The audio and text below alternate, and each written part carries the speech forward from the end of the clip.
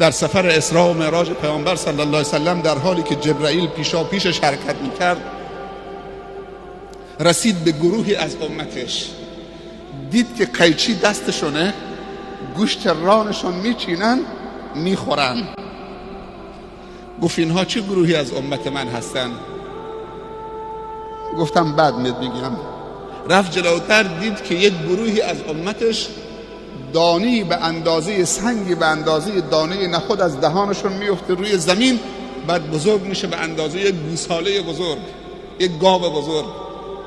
بعد تلاش میکنن دوباره همون سنگی که کوچک بوده بعد بزرگ شده دوباره ببرن تو دهنشون بخورن، ولی دیگه نمیتونن، حالا خیلی بزرگ شده. اون موقع یک سنگریزه بود به اندازه دانه نخود.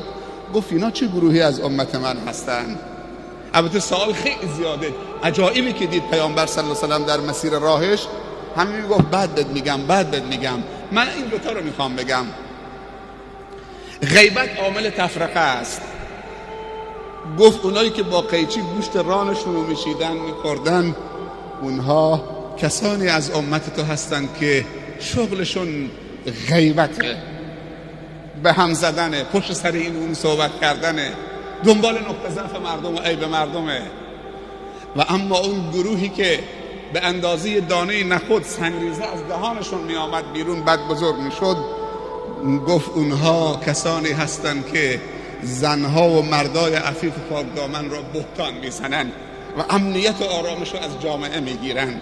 همونطوری که تهمت به ام المؤمنین عایشه زدن، امنیت و آرامش رو از شهر مدینه گرفتند و از مؤمنین گرفتند تا اینکه خداوند آیه را نازل کرد. گفت اینها این گروه از امت شما هستند، بهتان میزنن. اول یک کلمه کوچک به اندازه دانه نخود، بعد میفته تو جامعه پخش میشه، بزرگ میشه به اندازه یک ساله، بعد طرف پشیمان میشه، میخواد حالا بر بگردونه حرفش، ولی حرف از دهنش در رفته. اگه 100 بارم معذرت خواهی بکنه دیگه اون حرف بر نمیگرده، تو کل جامعه پخش شده. خصوصا امروز که دیگه چه وسایل ارتباطاتی خیلی قوی و زیاد در یه چشم هم زدن به کل دنیا میرسانن.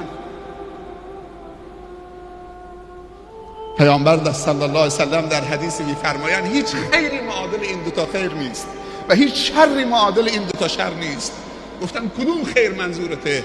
گفت حسن الظن بالله و حسن الظن بالناس، حسن گمان و ظن به خدا و حسن ظن و گمان به مردم.